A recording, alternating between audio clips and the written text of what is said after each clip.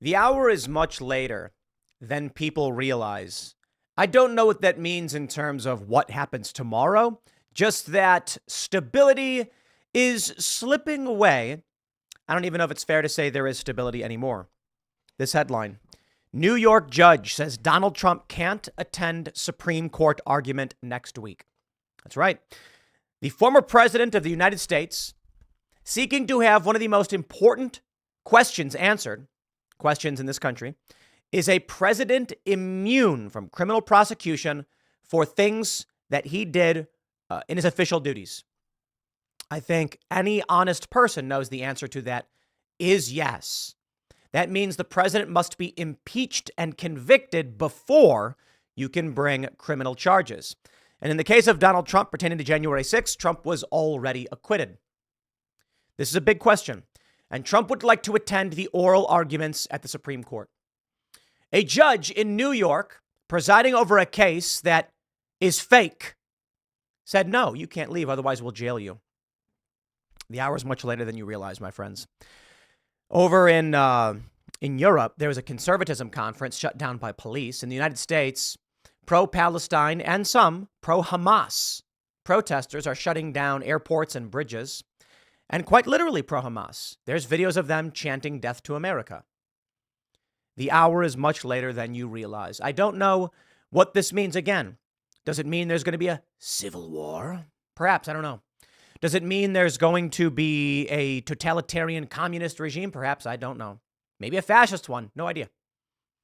But we're certainly not going to be standing where we are a year from now or 2 years from now with all this. It is 2024. The election is in November, and it says so much about what's happening right now. And aside from domestic issues, Israel is vowing to strike Iran, and Russia appears to have entered the conflict on the side of Iran, providing them with new weapons and munitions to use against Israel that they've never used before, that no one's seen before, whatever that means. That's an entirely different story. The story here right now is that Donald Trump's criminal trial began just the other day. It is fake, and I'll explain. Donald Trump is accused of falsifying business records to pay off Stormy Daniels so that she would remain quiet on an alleged affair. Now, Stormy Daniels owes Donald Trump several $100,000 from court cases that he has sued her over. She says she will never pay him a cent. And the story goes, while Trump was campaigning, Stormy Daniels had this story. The argument, well, I'll give you the basic facts. Michael Cohen, according to the case, paid off Stormy Daniels $130,000 so that she would not go public with the story. That's it. Aside from that, where the criminal case arises is that Donald Trump was paying Michael Cohen a retainer fee for legal services. The DA in New York is arguing that retainer was obfuscating payments to Michael Cohen to pay off Stormy Daniels, and that Trump, wanting to hide this presumable campaign finance issue, or who knows, we don't actually know, it's undisclosed, he used the retainer to reimburse Michael Cohen. Now, the DOJ and the FEC have both said there is no crime. So how is this felony? It's because it's fake. And that's why I say the hour is later than you all realize. Maybe many of you do realize, fine, whatever. But let me just break this down. A district attorney in New York has taken a misdemeanor charge, which the FEC and the DOJ have both said didn't even happen. He's taken this charge, upgraded it to a felony under this idea there is some underlying crime that Trump was trying to cover up. That's why he lied in these documents. There's no evidence of any other crime. There's no prosecution, no statements, no evidence, nothing. And now here Trump is going to court. Now here's what gets wild. The New York jury pool is so biased, they dismissed half of the jurors without selecting even a single one. Here's what I think is going to happen. I think in New York, 12% are Trump supporters. So he's going to get one juror, one, who might actually be favorable to him. Probably not, because that person's going to get weeded out. They're going to say, how do you feel about Trump? They go, I don't know, he's fine, I guess. He's biased. Got to go. The jurors in New York are so biased, half of them have already been dismissed. So who knows how long this will take or what will happen. And this means that while Trump is certainly taking the public approach of saying, I want to see my son graduate, Barron Trump's graduation, and the judge has delayed that decision, not outright rejected it, I'm surprised more people aren't leaning on this. The New York judge saying he can't go to the Supreme Court. Apparently, Trump's legal team says this is an extremely important case for the history, for the fabric of this nation. And the judge said, yeah, well, my court's important too. No. Your fake felony charge is not important. But the judge, of course, is evil. The prosecutor is evil. The jurors don't care. You had even on CNN that there was I think I could be getting this wrong because I'm seeing this through tweets. But there's I heard people talking about, and correct me if I am wrong, comment, that they had a judge on CNN saying that there was a strong case for recusal based on the judge's daughter and her work with raising money and working with Democrats. Let's go through this. Let's read this. Before I do, I want to say this. I am of the humble opinion that Donald Trump should not attend the criminal proceeding in New York. Donald Trump should not entertain any of it. And the question then becomes, what do? They have threatened to arrest Trump and put him in jail if he does not show up for every day of this trial. As it pertains to his son, the judge said, depending on how much time we have, we'll see, but I won't answer the question now. As it pertains to the Supreme Court, no, you may not attend the arguments because the Supreme Court of New York is important too. I don't think Trump should go. I think that at a certain point, as I've mentioned before, the only group of people in this country that are maintaining the fabric are conservatives. And what I mean by that is the left doesn't view this as a legitimate trial. Alvin Bragg, the DA, has not presented any cause as to why this is a felony charge. Falsifying business records is a misdemeanor.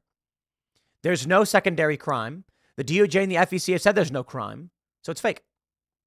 No, Trump thinks it's real.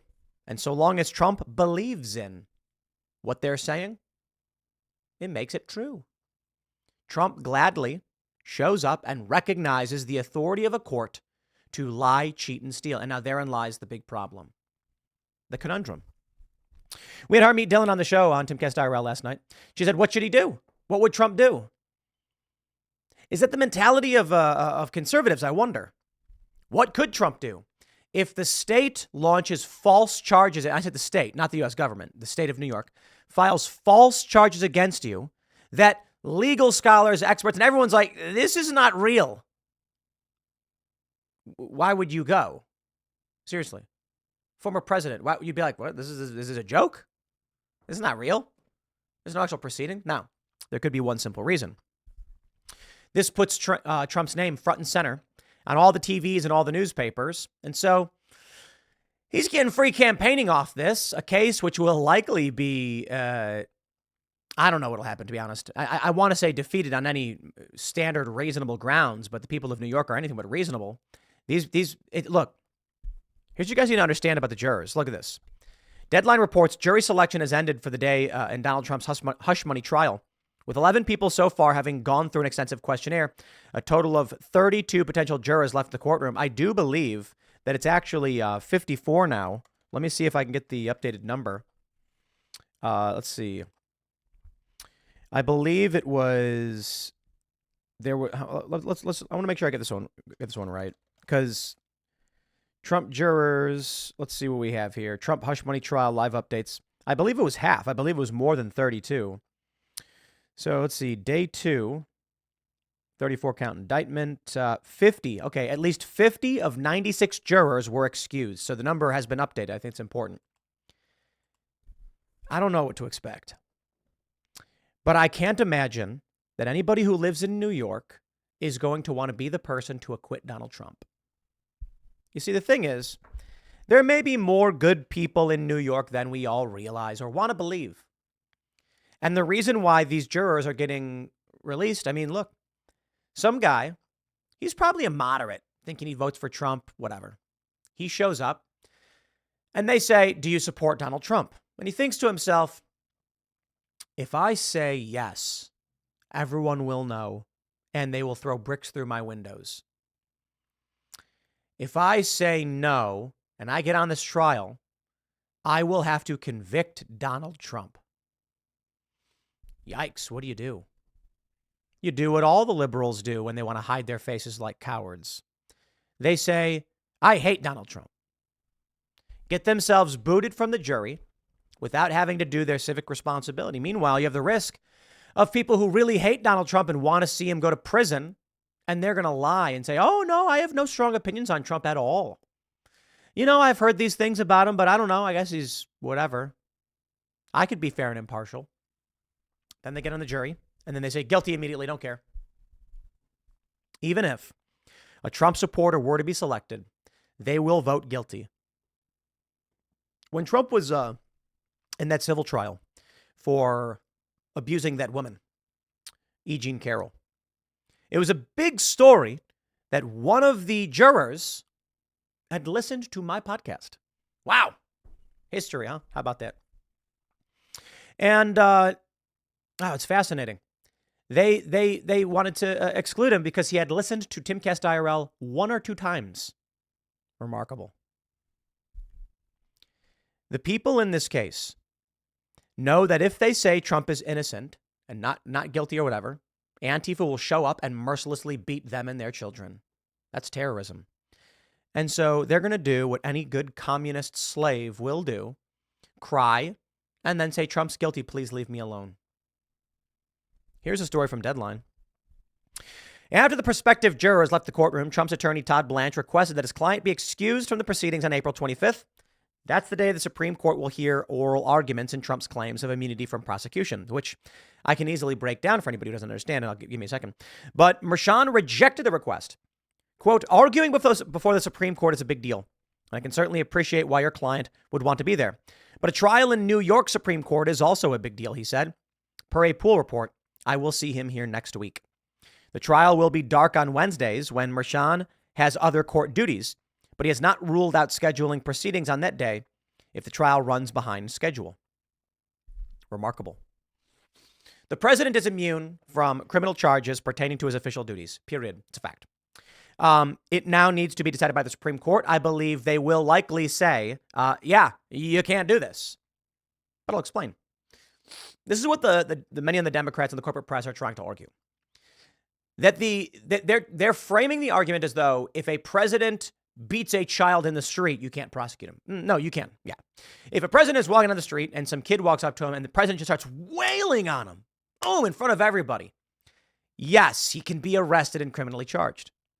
Now, if the president, say, maybe you've got like a 2-term Democrat president, I don't know, how about he signs off on an airstrike which blows up a civilian restaurant in, I don't know, a country we're not at war with, let's say Yemen, and it kills an American citizen. As much as I'd like to see an impeachment, yes, Barack Obama, that's what he did. He can't be criminally charged for that. At least not until he is impeached and convicted, which sucks. But that's reality. You see, right now, Barack Obama doesn't even have an inquiry at all pertaining to how he murdered Abdulrahman al-Awlaki. And Anwar al-Awlaki for that matter. Don't know who they are? Anwar al-Awlaki, not a good dude, but certainly an American citizen, blown up in an airstrike. I believe it was an airstrike under Barack Obama. Anwar was allegedly a jihadi preaching jihad against the United States, but he was an American citizen. And you don't get to just kill American citizens. See, that's a challenge, isn't it? Maybe this guy was a jihadi and all these bad things. Well, have a trial. Prove it to the American people. The crazy thing is, not long after, Anwar al-Awlaki's 16-year-old American son, who was born in Boulder and lived in San Diego, was visiting family in Yemen when, for some reason, an airstrike blew up a civilian restaurant, killing a 16-year-old American citizen. By all means, please go after Donald Trump. If the Supreme Court rules the president has no immunity, then I fully expect prosecutors to bring charges against Barack Obama for the murder of American citizens. They won't do it, though, because, my friends, the hour is later than most people realize. Right now, Donald Trump is staring down the barrel of what is obviously a fake trial. And he gladly gets on board with it. I don't know. I don't know what you do. I really don't. I don't have any good answers. What I can tell you is my fear is that with, some of these stories we've got right now, look, Iran attacks Israel. Russia is now arming Iran in the event of an Israeli counterstrike. Israel has vowed to counterstrike.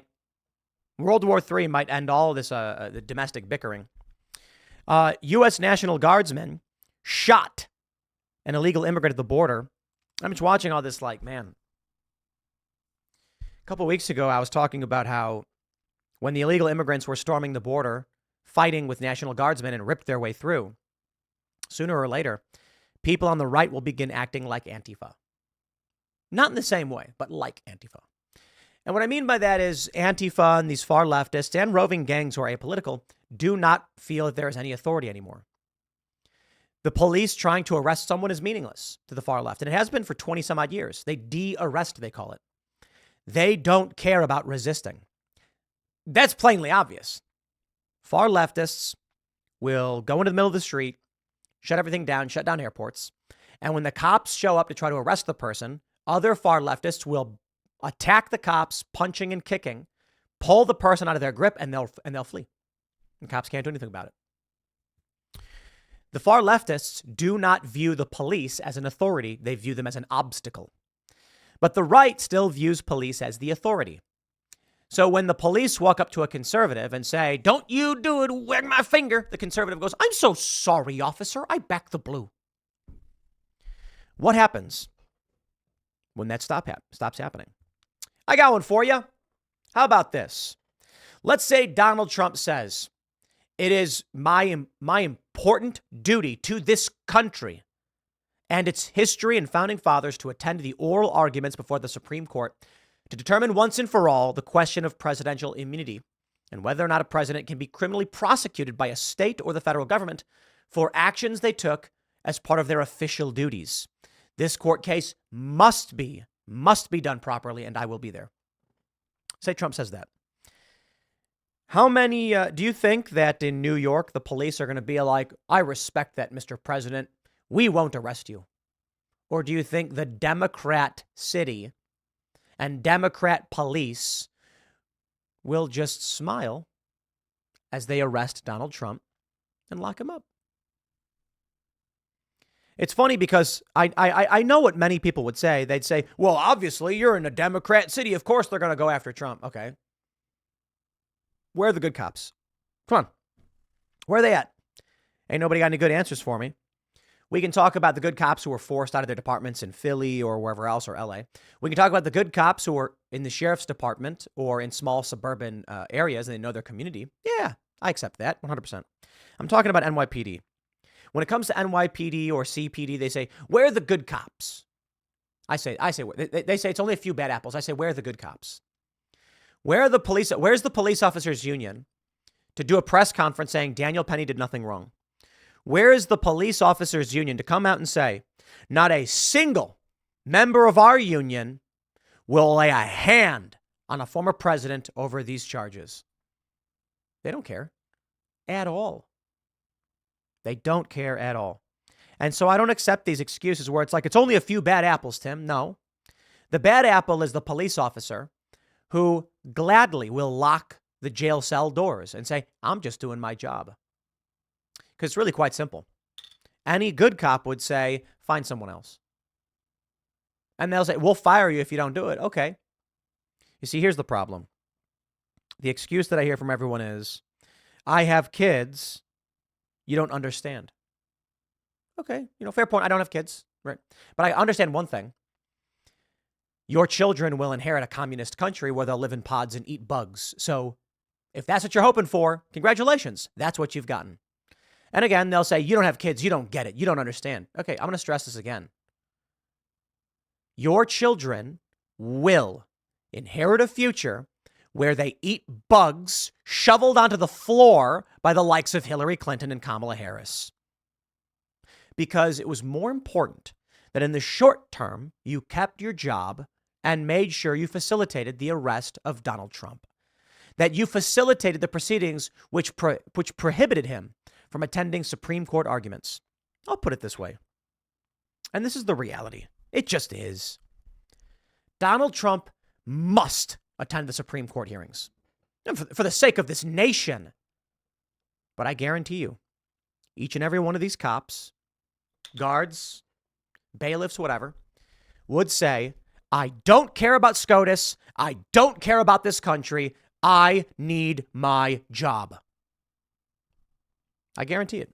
Because that's the comments I get from everybody saying, it's not so easy. Got to feed your kids. I'm like, I get it. So that cop is going to be saying, it's going to be a hard choice for a lot of them. Hard in that we know it's a foregone conclusion, but that cop, they're going to say, Officer Jenkins, arrest Donald Trump. And he's going to be sitting there and he's going to think, arrest Donald Trump. I can't lose this job. I gotta pay the bills. I don't care what happens to this country. What happens at the Supreme Court doesn't matter to me. I'm sure it'll all be fine, but my kids need food. Yeah. That's the truth. And that's why I always stress the deal with the devil.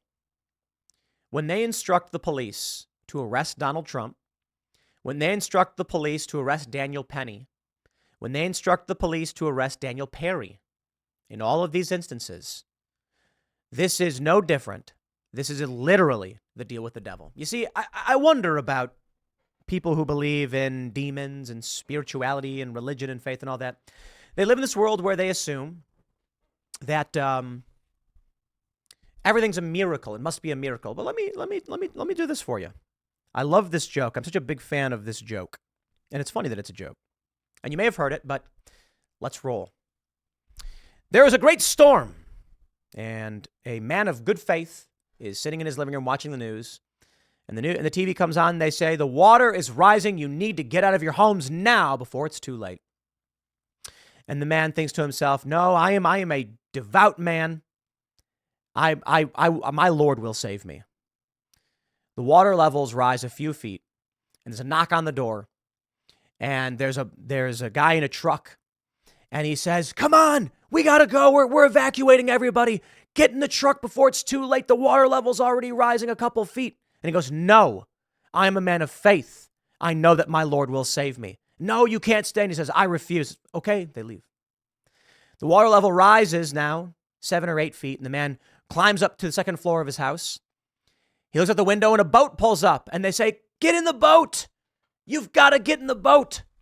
The floodwaters are rising. And he says, no, I believe that my Lord will save me. I've been a good man. I am devout. He will save me. Say, please, you have to get in the boat. And he says, no, I refuse. And the boat leaves. The water levels keep rising, and he climbs onto the roof of his house. And now, with only a few feet left for the raging waters rip him away, a helicopter flies overhead, and a rope ladder falls down. And over the megaphone, they say, sir, climb the ladder. You must get in the helicopter. And he goes, no, I know my Lord will save me. I am a man of faith. And they plead, but he refuses. And the water levels rise. They engulf the home, sweep the man away, and he drowns and he dies. And the next thing he knows, he's at the pearly gates and he's walking through and he's just absolutely confused and flabbergasted. And he goes before God and he says, my Lord, I have been faithful to you, a faithful believer. Why didn't you save me? And he goes, I sent you a truck, a boat, and a helicopter. You wouldn't take it. I love that story, that joke. A truck, a boat, and a helicopter. You said no every time. What did he think was going to happen? Did he think that a beam of light would lift him into the air? That's why it's such a good story. The story is, for one, they say God helps those who help themselves. But also, this is, when it comes to the rescuing, to the goodness, it's not going to be a magic beam of light and a giant hand reaching down to pick you up. It's going to be a boat. And that is going to be the saving of you. Now, that story is great. I love it. But let me tell you another version of this. The deal with the devil was never going to be a burst of flame in your living room, and then a demonic red monster walks out with hoofed feet and horns, and he goes, I am the devil. and I will offer you a deal. Sports cars, beautiful women, and millions of dollars, but serve the Dark Army. In the same sense, that's an absurdity. That is not what happens. It's actually quite simple. The demon walks up to you and he says, do it. Arrest Donald Trump. You don't want to get fired, do you? You have kids to feed. That has always been the deal with the devil. It's remarkable to me that the assumption is when, and I mean this figuratively or literally, I'm not saying you have to, but the idea of the Faustian deal, for some reason, people believe that it's going to be the pick of destiny. If you take this piece of my horn, you can play guitar better than anyone ever played guitar before, but you will then be serving in the Dark Lord's army. And it's like, oh no, sell your soul for eternal fortune, for lively fortune, but then eternal damnation. What does the deal with the devil really mean?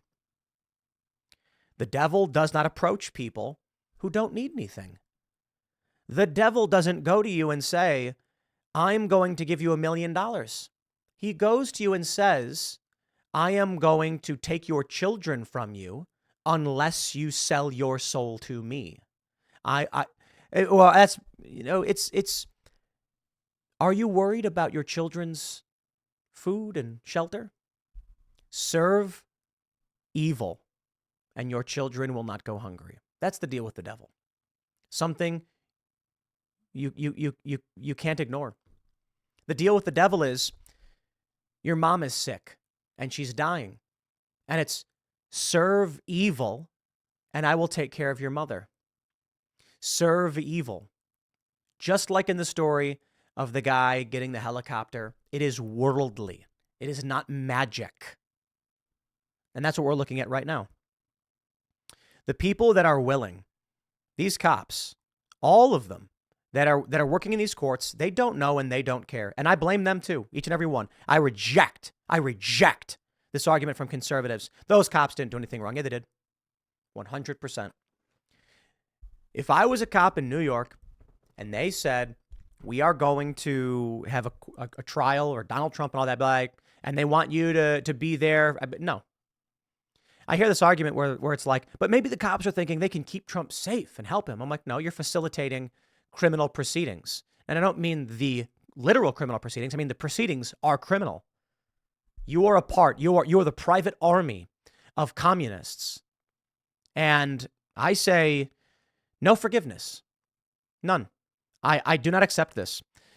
We have people come on Timcast IRL and they're like, you can't blame the cops, Tim. They're just doing their job. Don't care. Your platitudes, they mean nothing to me. Your politicking means nothing to me. I would see every NYPD officer persona non grata. And I hold that. CBP agents nearby saying, oh yeah, they're fans of IRL. I don't want your fanship. Don't watch my show. Cancel your memberships. CBP is facilitating child sex slavery on the border. And there are people who are like, but I'm not doing that. I'm just part of the machine that enables it. Imagine this. A giant bulldozer running children over and just smashing their little bodies. And you're like, look, man, I'm just in the back shoveling coal. I have nothing to do with steering this towards children. It's like, well, you do realize you are a component of the machine that could not exist without you. Make the argument that if I wasn't here, someone else would do it. Sure. But I just don't understand this argument where it's like that. It's absolutely crazy to me. Sheriff's departments tend to be pretty good because they're elected. And there is politics involved for sure, but smaller town cops tend to do a great job. The cops who got out here, they're great. But you want to talk about Chicago, NYPD, these big blue Democrat cities? These guys don't know and they don't care. These guys, they signed the deal with the devil. They would take that paycheck and think about what that really means. They will face eternal damnation. Maybe they don't believe in it, and that's the reality. Maybe you do. If you are religious, and I assume many of these men are, I see nothing for them but eternal damnation. They sold their souls to the devil. They wanted their paycheck. They keep their mouths shut. And the idea is that good men have done nothing. Maybe that's the reality. nobody believes anymore. I really do wonder what happens when we die. I'm not a Christian. I do believe in God. I do believe there is a greater beyond all of this in some fashion. And I truly wonder. I do believe that there is a decent probability of something akin to a judgment. I don't know for sure. It's hard to know. It's impossible. Could just be my Christian upbringing. But reading about my views on religion and everything are rooted in growing up Catholic, becoming an atheist, reading about science and physics and philosophy, and then realizing that the conclusion is high probability of God. And for a variety of reasons, there is, I believe, to be some form of judgment in some way. Maybe I'm wrong, because I don't know everything. But I can certainly just imagine those that would stand by and allow children to be sex trafficked into slavery. And it's remarkable. I don't get it. I really don't. People who work for Customs and Border Protection, knowing that CBP is doing this and saying, yeah, but I'm part of a different division, so I don't care. It's just like, that's insane to me. I couldn't do it. I absolutely couldn't do it. I would live in a mud hut eating twigs and berries before I joined an organization that in any way facilitated that kind of thing. I would live under a bridge. I would live in the tundra, eating mud and moss before I would facilitate a criminal proceeding like this as an officer or otherwise. I wouldn't do it. Certainly there are many people that would. Whatever. I don't know what to tell you, man. I'm just some dude who complains on the internet, so you don't got to listen to a word I have to say. I'm not these cops. I'm not in CBP. Whatever. I suppose, for now, we just wait for the updates. We see the move to wait to see the move Trump makes. I believe Trump must be at the Supreme Court. I believe he should go. I want to see what happens if they actually try to arrest him over this. Heck of a headline. New York arrests former President Trump for attending Supreme Court oral arguments. I'll leave it there. Next segment is coming up at 1 p.m. on this channel. Thanks for hanging out, and I'll see you all then.